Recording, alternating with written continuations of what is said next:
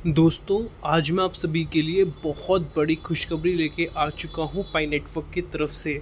ऐसा मैं क्यों बोल रहा हूँ, वीडियो को देखने के बाद आप सभी को समझ में आ जाएगा।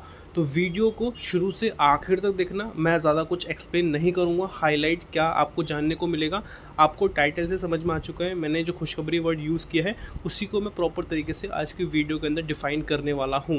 तो वीडियो को शुरू से आखिर तक देखना। अगर आप हमारे चैनल पर नए हैं, सब्सक्राइब करके नोटिफिकेशन बेल को ऑल पे ज़रूर से प्रेस कर देना एंड डिस्क्रिप्शन में लिंक है टेलीग्राम ग्रुप का, आप जाके ज़रूर से ज्वाइन करें। अब हम वीडियो को स्टार्ट करते हैं। सबसे पहले अपडेट के अंदर हम समझते हैं पाई के ओवरऑल पोटेंशियल के बारे में। इसके बाद हम टेक्निकली और लॉजिकली और लीगली डीप में जाएंगे। तो पहले इसी को समझते हैं, पहले अभी क्या चल रहा है। यहाँ पे एक लाइन लिखी गई है पाइनेस के लिए, यहाँ पे पूछा गया, आप सबसे पूछा गया basically, what if the future of pi network is not about price but about utility. क्या फ्यूचर होगा पाई का। यहाँ पे हम प्राइस को लेके बात नहीं कर रहे, हम बात कर रहे हैं यूटिलिटी को लेके। और आप सभी को पता है कोई भी प्रोजेक्ट अगर यूटिलिटी पे काम करता है तो वो प्रोजेक्ट लॉन्ग टर्म तक सस्टेन करता है, क्योंकि वो लोगों की नीड्स को फुलफ़िल करता है और प्राइस भी उसी के बिहाफ पे देखने को मिलता है। Here is where Pi network paving a big game, ठीक है, playing a big game for long term sustainability.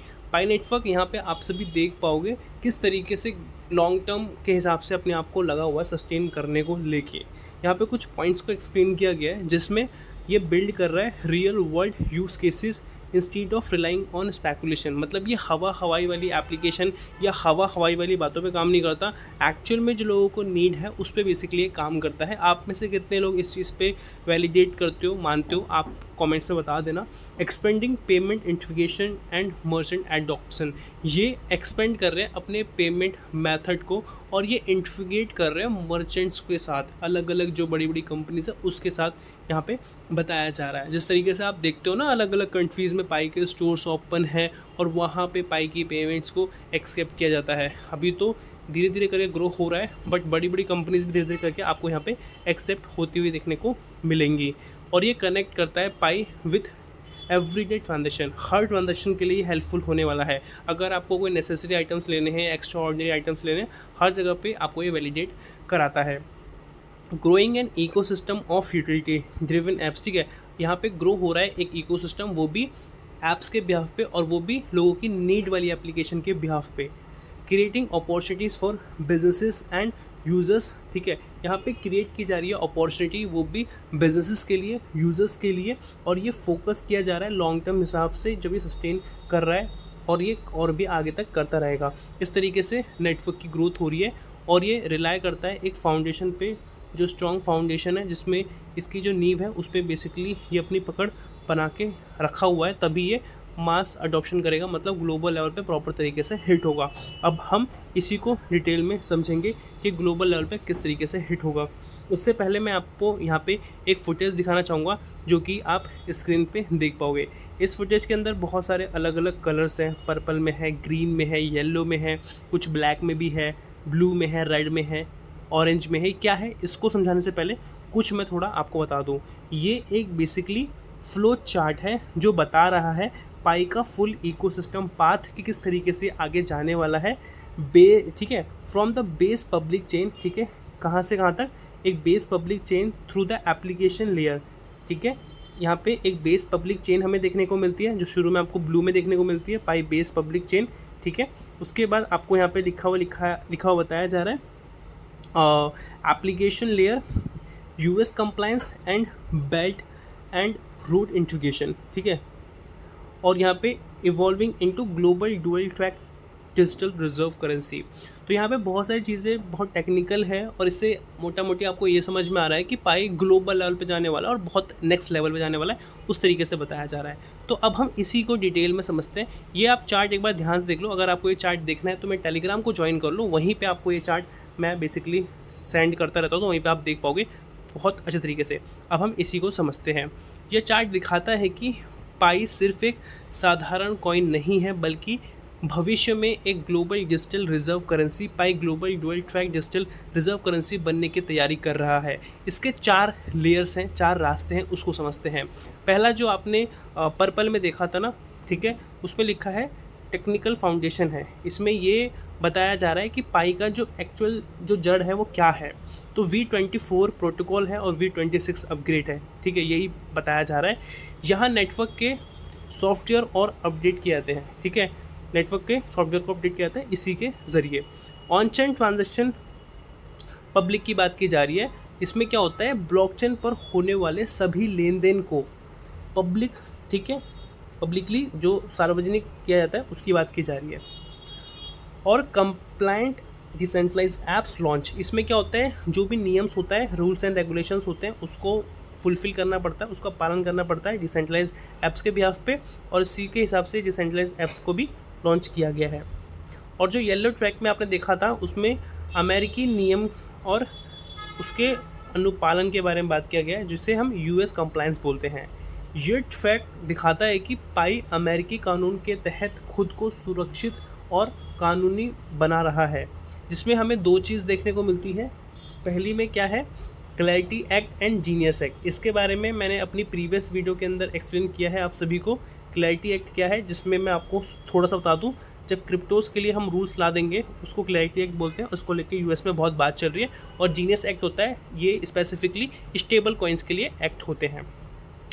ये अमेरिका के डिजिटल एसेट क्रिप्टो से जुड़े कानून हैं जिनके नियमों का पालन पाई कर रहा है।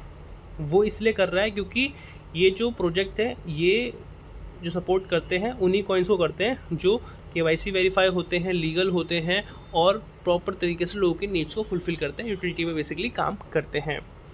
जीकॉर vault and Pi DEX launch, इसकी बात की जा रही है। ये क्या है, इसके तहत सुरक्षित स्टोरेज वॉल्ट और पाई का अपना डिसेंट्रलाइज एक्सचेंज लॉन्च करने की बात की जा रही है।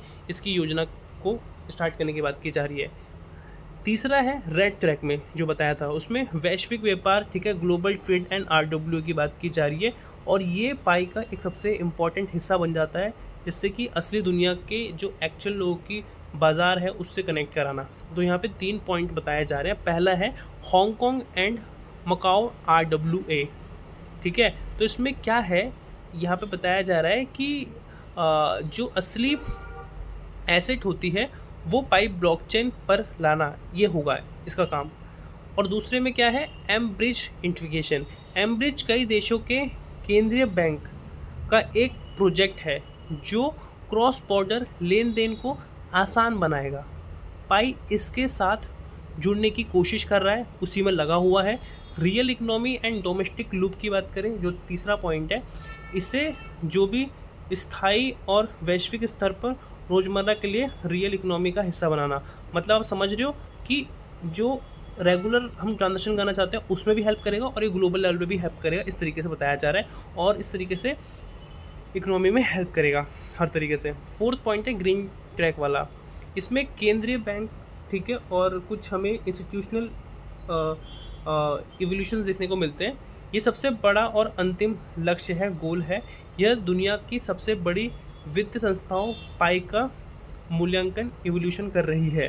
ग्लोबल सेंट्रल बैंक रिजर्व, पाई को दुनिया के केंद्रीय बैंकों के रिजर्व खजाने का हिस्सा बनाना, इस तरीके से यहाँ पे बताया जा रहा है। और ये वीडियो प्रॉपर तरीके से इन्फॉर्मेशन पर्पस पे है, तो आपको प्रॉपर इन्फॉर्मेशन पर्पस पे लेना है। ये क्या एजप्शंस है उसके बारे में यहाँ पे कुछ बात की गई है, और इस आर्टिकल में क्या बताया गया है वही मैं आप सभी को एक्सप्लेन कर रहा हूँ। IMF, BIS, UN and G20 bank evolution, ये इंटरनेशनल जो मॉनेटरी होती है उसको IMF बोलते हैं, और बैंक फॉर इंटरनेशनल सेटलमेंट इसको BIS बोलते हैं, और UN जो होते हैं संयुक्त राष्ट्र का होता है, और G20 जैसी बड़ी वैश्विक संस्थाएं द्वारा इसका प्रॉपर तरीके से मतलब देखा जाता है, चेकआउट किया जाता है। तो G20 का तो आपको पता ही है, ठीक है। और इसमें समरी की बात की जा रही है कि यह दिखाता है कि Pi base layer public chain, ठीक है, जो नीले बॉक्स का था उससे शुरू होकर पाई नेटवर्क इन सभी अलग अलग रास्तों, जैसे तकनीक की हो गया, टेक्नोलॉजी को हो गया, रूल्स रेगुलेशन, बिजनेस हो गया, बैंक्स हो गया, इन सभी से गुजर के पाई जाता है। तो इसीलिए Pi global dual track digital reserve currency कहलाता है। इस तरीके से ये आगे बढ़ रहा है पाई अपने आप को लेके। तो आपको इस अपडेट के अंदर समझ में आ गया होगा साफ साफ क्लियर कि किस तरीके से पाई फ्यूचर में जाएगा और किस तरीके से हम देख सकते हैं। तो जो मैंने शुरू में बोला था पाई के रिगार्डिंग खुशखबरी है, आप में से कितने लोगों को ये वीडियो अच्छी लगी, इन्फॉर्मेटिव लगी, ज़रूर से बताना और जितना हो सके इस वीडियो को शेयर करना। और अभी तक आप हमारे चैनल को सब्सक्राइब नहीं किए हैं, नए हैं, जो उस चैनल को सब्सक्राइब करके नोटिफिकेशन बेल को ऑल पर ज़रूर से प्रेस कर दें। मिलते हैं नई वीडियो के साथ, तब तक के लिए जय हिंद, वंदे मातरम।